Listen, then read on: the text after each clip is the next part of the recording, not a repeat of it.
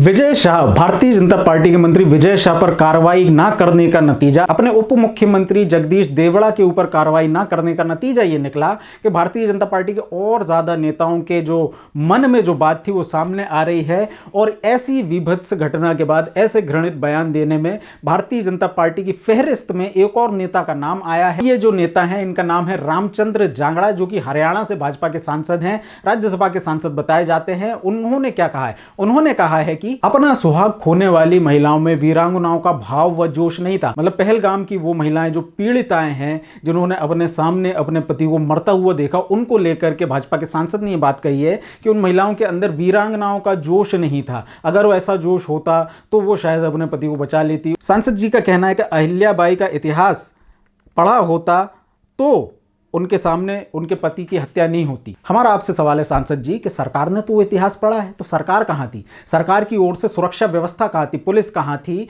उस इलाके में सुरक्षा की जो व्यवस्था करनी थी वो लोग कहाँ थे? यदि वो लोग होते, भले इन महिलाओं ने वो पाठ पढ़ा या नहीं पढ़ा, इसका सर्टिफिकेट देने वाले तो आप कोई नहीं होते, लेकिन फिर भी उनकी जान बच सकती थी। दूसरा, उन्होंने बयान दिया है कि पीएम मोदी ने युवाओं में वीरता की भावना पैदा करने के लिए एक बहुत बड़ी योजना चलाई। पहलगाम हमले के बाद पूरा देश महसूस कर रहा था कि मोदी जी जो देश को, युवाओं को ट्रेनिंग देना चाहते थे, वह ट्रेनिंग यदि इन लोगों के पास होती तो 3 आतंकवादी इतने लोगों को नहीं मार पाते। अब भारतीय जनता पार्टी के नेताजी से प्रश्न ये है कि जो अग्निवीर की ट्रेनिंग लिए हुए युवा होते हैं या जो स्थायी सैनिक भी होते हैं, वो भी कई परिस्थितियों में देश के लिए शहीद हो जाते हैं। भारतीय जनता पार्टी के सांसद को समझना चाहिए, भाजपा के नेताओं को समझना चाहिए कि जो लोग AK-47 लेके आए थे और उनके सामने ये लोग निहत्थे खड़े थे और उसके बाद भी एक युवा ने बंदूक छीनने का उनसे प्रयास किया और उसकी भी मौत हो गई, तो इसका मतलब ये नहीं है कि किसी ने वहां प्रयास नहीं किया। इसका मतलब ये नहीं कि इतिहास गलत पढ़ाए जाने की वजह से या इतिहास ना पढ़ाए जाने की वजह से ये मौतें हुई। ये मौतें इसलिए हुई हैं क्योंकि सरकार का इंटेलिजेंस फेलियर है। सरकार को इन सैलानियों को सुरक्षा देनी थी, जिसमें वो नाकाम साबित हुए।